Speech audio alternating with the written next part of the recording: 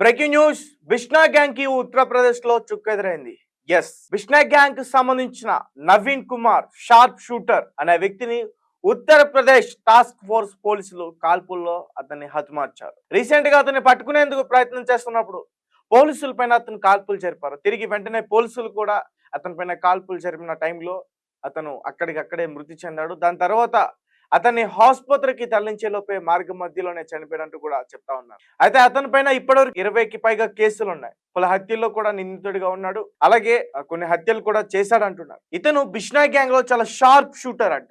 Sharp shooter అంటే ఎవరైనా shoot చేయాలన్నా, లేకపోతే ఎగ్జాక్ట్ మనం ఒక పర్సన్ ని చెప్పి అతన్ని చంపేయాలన్నా అతనికి స్పాట్ పెట్టి షూట్ చేసి ఈజీగా అతను చేయగలుగుతాడు. అందుకని ఇతన్ని షార్ప్ షూటర్ గా అంటూ కూడా పిలుస్తున్నారు. తన పేరు నవీన్ కుమార్. ఉత్తరప్రదేశ్ టాస్క్ ఫోర్స్ పోలీసులో ఇతను చనిపోవడం అయితే జరిగింది.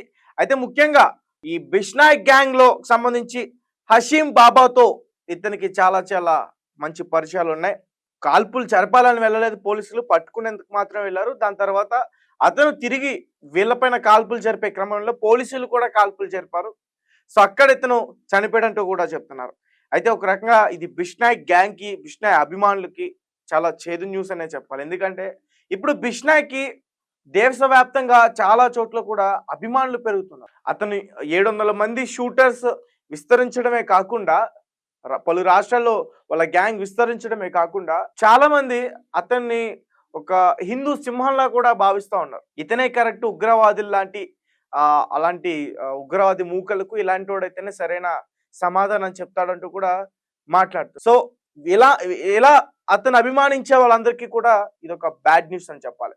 ఒకసారి మరిన్ని వివరాలు పూర్తిగా వివరించే ప్రయత్నం చేస్తాను. అతని పైన 20కి పైగా కేసులు ఉన్నాయంటూ కూడా చెప్తున్నాయి. ఇప్పుడు ఎవరైతే చనిపోయారో బిష్నాయ్ గ్యాంగ్ సంబంధించి నవీన్ కుమార్, అతని గురించి బిష్నాయ్కి అతనికి సంబంధాలు ఎలా ఏర్పడ్డాయనే విషయాన్ని మనం పూర్తిగా చర్చించే ప్రయత్నం చేద్దాం. ఉత్తరప్రదేశ్ లో ఎన్కౌంటర్ చోటు చేసుకుంది. ఈ ఎన్కౌంటర్ లో లారెన్స్ బిష్నాయ్ గ్యాంగ్ చెందిన కీలక వ్యక్తి మృతి చెందినట్లు అధికారులు తెలియజేశారు. బిష్నాయ్ గ్యాంగ్ లో షార్ప్ షూటర్ గా పేరొందిన నవీన్ కుమార్ 20కి పైగా కేసుల్లో నిందితుడిగా ఉన్నట్లు వెల్లడించారు. హాపూర్ లో ఉత్తరప్రదేశ్ టాస్క్ ఫోర్స్, ఢిల్లీ పోలీసులు సంయుక్తంగా ఒక ఆపరేషన్ నిర్వహించారు. ఈ క్రమంలో బిష్నాయ్ గ్యాంగ్ కు చెందిన నవీన్ కుమార్ అక్కడికక్కడే పోలీసులను చూసి వారిపై కాల్పులు జరిపే ప్రయత్నం చేశాడు. వారి దగ్గర నుంచి పారిపోయేందుకు కూడా ప్రయత్నించాడు. ఈ క్రమంలో పోలీసులు జరిపిన తిరిగి కాల్పుల్లో కుమార్ తీవ్రంగా గాయపడ్డాడు. వెంటనే ఆసుపత్రికి తరలించగా మార్గం మధ్యలోనే చనిపోయాడంటూ కూడా చెప్తున్నారు. అయితే వైద్యులు కూడా అతను చనిపోయాడంటూ కూడా ధృవీకరించారు. కుమార్ గజియాబాద్ జిల్లాలోని ప్రాంతానికి చెందినవాడు. లారెన్స్ గ్యాంగ్ లో షార్ప్ షూటర్ గా చాలా పేరొందాడు. ఆ గ్యాంగ్ సభ్యుల్లో ఒకడైన హషీం బాబాతో కలిసి ఇప్పుడు పనిచేస్తా ఉన్నాడు. ఢిల్లీ, యూపీలలో హత్యాయత్నం, కిడ్నాప్, దోపిడీలతో సహా 20 కేసుల్లో ఈ నవీన్ కుమార్ నిందితుడిగా ఉన్నాడు. అలాగే రీసెంట్ గా బాలీవుడ్ స్టార్ సల్మాన్ ఖాన్ బిష్నాయ్ గ్యాంగ్ నుంచి ఇప్పటికే పలుమార్లు బెదిరింపులు వచ్చిన సంగతి తెలిసిందే. ఈ క్రమంలోనే ఆయన స్నేహితుడు ఎన్సిపి నేత బాబా సిద్దిక్ ని కూడా ఈ గ్యాంగ్ దారుణంగా హత్య చేసింది.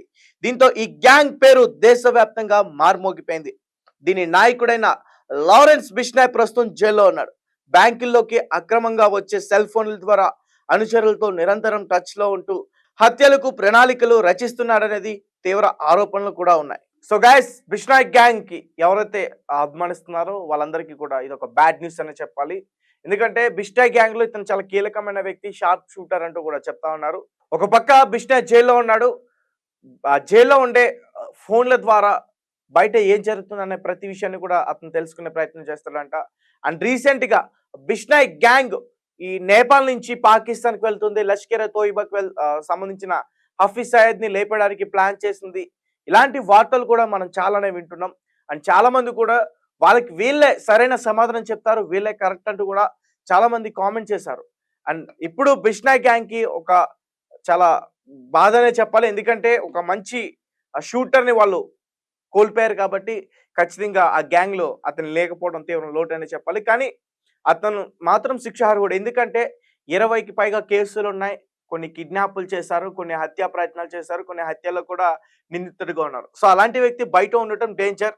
అంటే దేశానికి సంబంధించిన సమస్య వచ్చినప్పుడు ఎవరైనా ఏదైనా చేయొచ్చు, కానీ దేశంలో ఉన్న ప్రజల్ని చంపితే మాత్రం ఇది చాలా చాలా చాలా పెద్ద తప్పుగానే చూడాలి. కాబట్టి బిష్నాయ్ గ్యాంగ్ దీన్ని అసలు ఎలా తీసుకుంటుంది? మళ్ళీ వాళ్ళు ఏమైనా అటాక్ చేసే ఛాన్సెస్ ఉంటాయా?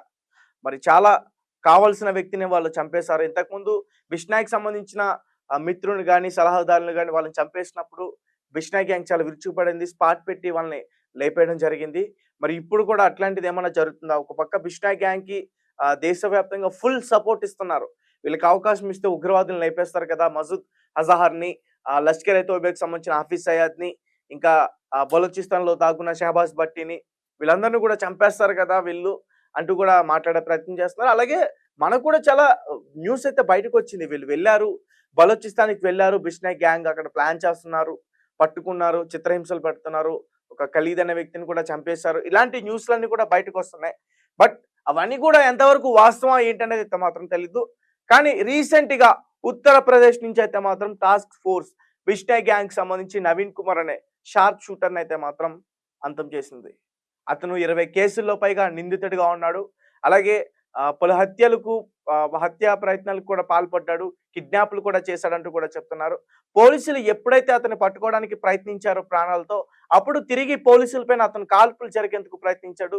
వెంటనే పోలీసులు కూడా తమను రక్షించుకోవడానికి కాల్పులు చేసిన క్రమంలో అతను తీవ్ర గాయాలు పాలయ్యాడు. దాని తర్వాత ఆసుపత్రికి తరలించే టైంలో అతను ప్రాణాలు విడిచాడంటూ కూడా వైద్యులు కూడా ధృవీకరించారు. ఏదైనప్పటికీ బిష్నాయ్ గ్యాంగ్‌కి ఇదొక చేదు వార్తనే చెప్పుకోవాలి. మరి మీరేమంటారు? బిష్నాయ్ గ్యాంగ్ మరి తర్వాత ఏమన్నా స్టెప్ తీసుకోబోతుందంటారా? ఆ విషయాన్ని మాకు ఖచ్చితంగా కామెంట్ రూపంలో